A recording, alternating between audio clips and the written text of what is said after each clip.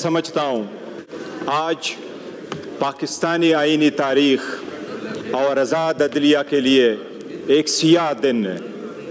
आज जो तरामीम होनी इस आईन में होने जा रही है, ये वो आईन है जिसके इब्तिदाई अल्फाज यही है कि अदलिया आज़ाद होगा, लेकिन इन तरामीम के पास होने के बाद अदलिया को हमेशा के लिए महकूम बनाया जाएगा।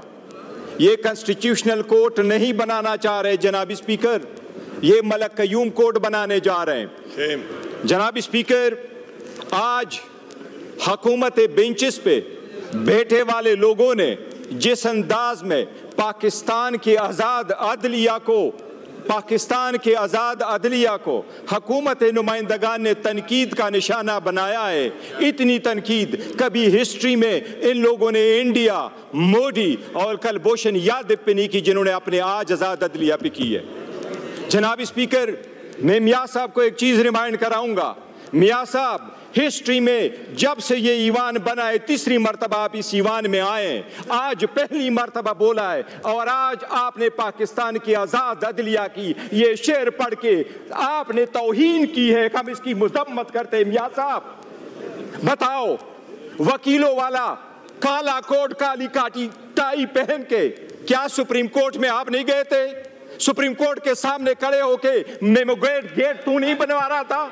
मियाँ साहब बताओ, वो मेमोगेट कमीशन किसने बनवाया था? मियाँ साहब गए थे।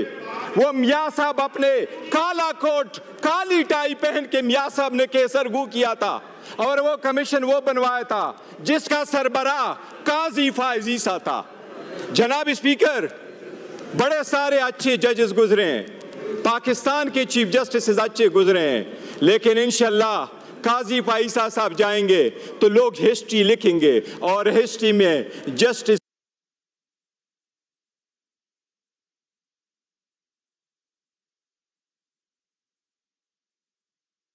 आज आपने जो अल्फाज अदा किए हैं, आजकल एक और शेर लिख दीजिएगा।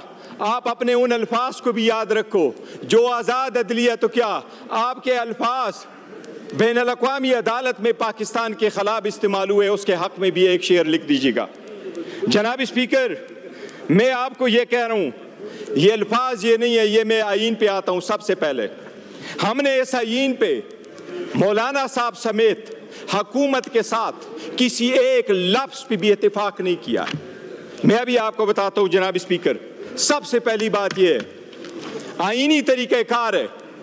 आईन में जब अमेंडमेंट हो रही है जनाब स्पीकर, अगर आप कानून साजी करें तो ये आर्टिकल 70 है। आर्टिकल 70 कानून साजी के लिए है, आर्टिकल 80 आपके मनी बिल के कानून साजी के लिए है और आईन के लिए आपका 239 आर्टिकल है, आपका रूल्स 156 है। जनाब स्पीकर, ये ईवान उस वक्त तक, ये ईवान इस आईन के उस आर्टिकल 239 के मुताबिक, ये ईवान इसके रूल्स 156 के मुताबिक उस वक्त तक आईन में तब्दीली नहीं कर सकती जब तक इसमें जो रिजर्व सीटों की सीटें खाली हैं वो पूरी ना हुई हो, जब तक KPK के 11 सेनेटर्स वहां ना आए हो। ये आईन की खिलाफ वर्जी है।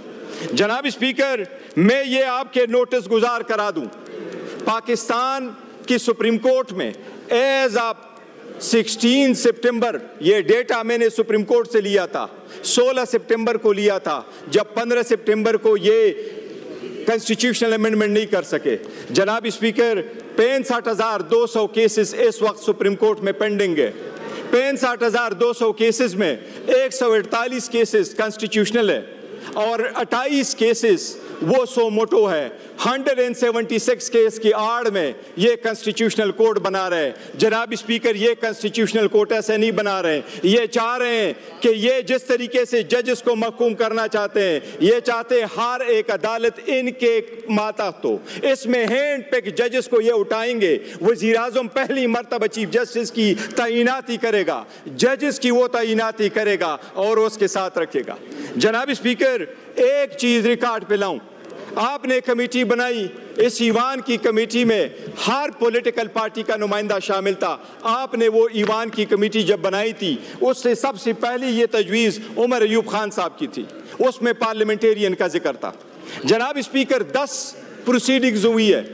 आपको सिर्फ ये मैं रिकॉर्ड बताता हूँ, आप देख लीजिएगा। ये कानून साजी होते हुए सिर्फ ये नहीं है कि आइन की खिलाफ वर्जी हो रही है, इस ईवान को मिसलीड किया गया। मैं शाह साहब को अभी रिमाइंड कराऊंगा, शाह साहब खुर्शीद शाह साहब मर थे, उसके साथ भी धोखा हुआ है, आपने उसका नोटिस लेना है। जब कमेटी बनी, खुर्शीद शाह साहब चेयरमैन हुए, तो मैंने मुखातिब करके खुर्शीद शाह साहब को कहा, मैंने कहा शाह साहब बड़ी जिम्मेदारी है, ये जिम्मेदारी निभा पाओगे? शाह साहब ने जवाब नहीं दिया था। जनाब स्पीकर, ये जब कमेटी में हम आए, सबसे पहला ड्राफ्ट इनकी खुर्शीद शाह साहब की जो कमेटी थी, जिस तरह रोयत हिलाल कमेटी को कभी चांद नजर नहीं आता, खुर्शीद शाह की कमेटी को कभी मुसव्विदा नजर नहीं आता। ये तो अच्छा हुआ मौलाना पापुल जैद थे कि उसने लीक करवाया। जनाब स्पीकर, ये पहला ड्राफ्ट जब लीक हुआ, मैंने वजीर कानून साहब को कहा आपका ड्राफ्ट लीक हुआ है, क्या ये आपका ड्राफ्ट है? उसने एडमिट नहीं किया। सबसे पहला ड्राफ्ट रिकॉर्ड के मुताबिक जनाब स्पीकर 17 तारीख को हमारे पास आया, 56 आर्टिकल पे मुश्तमिल आखिरी ड्राफ्ट। ये आपके मेरे साथ हाथ में जनाब स्पीकर, ये वो ड्राफ्ट है जो मैंने अपने आमिर डोगर से नहीं लिया। ये वो ड्राफ्ट है जो मैंने पुलेन साहब को बुलाया, मैंने पुलेन साहब से कहा आप मुझे अपना ड्राफ्ट दे दे। वो कौन सा ड्राफ्ट है? ये वो ड्राफ्ट है जो खुर्शीद शाह साहब की कमेटी ने फाइनल किया। जनाब स्पीकर, सारे पार्लियामेंटेरियन के सामने इसने ये दावा किया कि ये ड्राफ्ट फाइनल है, ये पार्लियामेंट की तरफ से जा रहा है, ये ईवान में जब ड्राफ्ट आएगा वो इसके मुताबिक होगा। ये पुलेन साहब इनकी तरफ बैठे हुए हैं, उनसे आप पूछ ले। जनाब स्पीकर, ओवरनाइट क्या हुआ कि आपने ये मंजूर शुदा, हमारे तरफ से नहीं, मैं रिकॉर्ड पे दो चीजें आपको कहूं। हम उस ईवान पार्लियामेंट का हिस्सा थे, उस कमेटी का हम हिस्सा इसलिए थे कि उसमें लफ्ज लिखा था कि ये पार्लियामेंटेरियंस के लिए बनी है।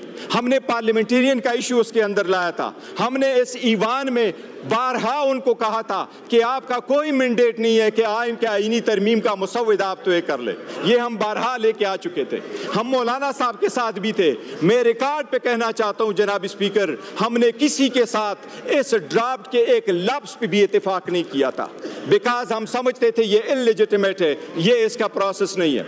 लेकिन जनाब स्पीकर, ये ड्राफ्ट आज आपके सामने वजीर कानून ने रखा, इसको सिर्फ देख ले। ये जो खुर्शीद शाह साहब की कमेटी ने भेजा, इनको कमिट किया, ये फुलेन साहब सामने बैठे हैं कि हमको कहा इसमें से एक लफ्ज नहीं होगा, वो खुर्शीद शाह साहब बैठे हैं कि इसमें से कमी नहीं आएगी। अब मैं आपको ये बता रहा हूँ जनाब स्पीकर, ये क्या कर रही है हुकूमत एक चॉकलेट के कोडेड करके अवाम को जहर दे रही है, अदलिया को तकसीम कर रही है, अदलिया को महकूम बना रही है। मैं अभी आपको बताता हूँ, ये ड्राफ्ट मंजूर शुदा था। इस ड्राफ्ट में ये लिखा था, पहला लफ्ज देखे, ये देखे, सबसे पहला लफ्ज देखे जनाब स्पीकर, इसमें यह लिखा था कि कमीशन होगा चीफ जस्टिस पे मुश्तमिल और इसमें होंगे 4 सीनियर जजेस। आपने इसको क्यों चेंज किया? यह हुकूमती ड्राफ्ट में क्यों चेंज आया? दूसरी बात, यह कमेटी आपने बनाई जिसमें से जजेस की अपॉइंटमेंट होना था, इनके अल्फाज में आपने तय्युर क्यों डाला, 230 क्यों डाला? आपने दूसरे लफ्ज इसमें लिखा जनाब स्पीकर, ये आपके सामने गोशगुजार कराता हूं, ये कमेटी के सीनियर जजेस को किसने चेंज किया? ये चौथा आपके सामने लेके आ जाता हूं जनाब स्पीकर, कमेटी ने कोई भी इस बात पे इत्तेफाक नहीं किया था, कमेटी में कोई भी आर्टिकल 202A नहीं था, कमेटी ने कोई अप्रूवल नहीं दी थी, कमेटी ने कभी नहीं कंसिडर किया था कि हाई कोर्ट के लेवल पे भी कॉन्स्टिट्यूशनल बेंचेस होंगे। जनाब स्पीकर, ये आपने की कॉन्स्टिट्यूशन कमेटी थी, ये खुर्शीद शाह साहब ने नोट भेजा था, ये ईवान के साथ भी फ्रॉड हुआ है, जो ऐसा ड्राफ्ट आया है जो ईवान ने नहीं भेजा। जनाब स्पीकर, मैं 3 चीजों का अर्ज करता हूँ जी, ये आदलिया पे अटैक है, बस काइंडली वाइंड अप कीजिए। जनाब स्पीकर, मैं कंप्लीट करता हूँ जनाब स्पीकर, मैं आर्टिकल 175 का जनाब स्पीकर आपको अर्ज कर रहा हूँ। एक चीज जनाब स्पीकर, लीडर को बुलाएं जी। जनाब स्पीकर, अभी चीफ जस्टिस का जब इंतखाब होगा उसमें 8 एमएनए शामिल होंगे और इसमें 4 सेनेटर शामिल होंगे। जनाब स्पीकर, जब बाकी तौर पे हम अपॉइंट करते हैं जजेस को तो उसमें अपोजिशन और गवर्नमेंट के एक जैसे नुमाइंदे होते हैं। आपने इसमें प्रोपोर्शनेट रिस्पांस, आपने प्रोपोर्शनेट रिप्रेजेंटेशन क्यों प्रोवाइड किया? इसका मतलब यह कि जो कमेटी होगी वो ज़्यादा तादाद हुकूमत की होगी, चाहे वो सेनेट है चाहे वो कौमी असम्बली है। इनका मतलब ये कि ये खुद बनाएंगे, ये कॉन्स्टिट्यूशनल कोर्ट के बेंचेस ये खुद बनाएंगे, जजेस की अपॉइंटमेंट ये खुद करेंगे, चीफ जस्टिस का अपॉइंटमेंट भी ये वज़ीर आज़म खुद करेगा। जनाब स्पीकर, ये अदलिया की आज़ादी के खिलाफ सबसे बड़ा कदगन है। इसी तरह आर्टिकल 199 में जो कॉन्स्टिट्यूशनल केस प्रोवाइड किया है, जनाब स्पीकर एक मिनट में कंक्लूड करूँ। जनाब स्पीकर, इसी तरह आर्टिकल 191 में जो आप कॉन्स्टिट्यूशनल बेंच प्रोवाइड कर रहे हैं, जनाब स्पीकर, कोई भी अदलिया में ये कभी नहीं हुआ कि सुप्रीम कोर्ट तो केस के फैसले करे लेकिन उसके लिए बेंचेस कोई और बनाए। सुप्रीम कोर्ट अदालत अदलिया कब होगी अगर उसके लिए बेंचेस कोई और बना रहा है? हाई कोर्ट में ये बर्डन कैसे होगा अगर उसके लिए बेंचेस आप ही बना ले? और जजेस आज़ाद कैसे होंगे अगर उसमें से गैर जजेस की तादाद आप ज़्यादा करके कर ले? 18वीं तरमीम इसलिए नहीं ख़त्म हुई थी, इसलिए ख़त्म नहीं हुई थी कि अदलिया ने यह कहा था कि ईवान कानून साजी नहीं कर सकती। अदलिया ने इसलिए ख़त्म किया था कि जजेस की तादाद कम कर दी थी। वो तो 9 मेंबर बेंच पे मुश्तमिल था जिसमें 5 जजेस थे, अभी 4 जजेस थे और 3 नॉन जजेस थे। अभी तो आपने उसमें 5 जजेस और 8 नॉन जजेस कर लिया। जनाब स्पीकर, हम समझते हैं ये सब के सब आज़ाद अदलिया के ख़िलाफ़ इनका एक पहले ये सुप्रीम कोर्ट पे अटैक करते रहे, आज पूरे अदालती निज़ाम पे इन्होंने अटैक किया है। हम समझते हैं ये कानून के खिलाफ वर्जी। जनाब speaker, thank you very much. Thank you जी। Now I put the motion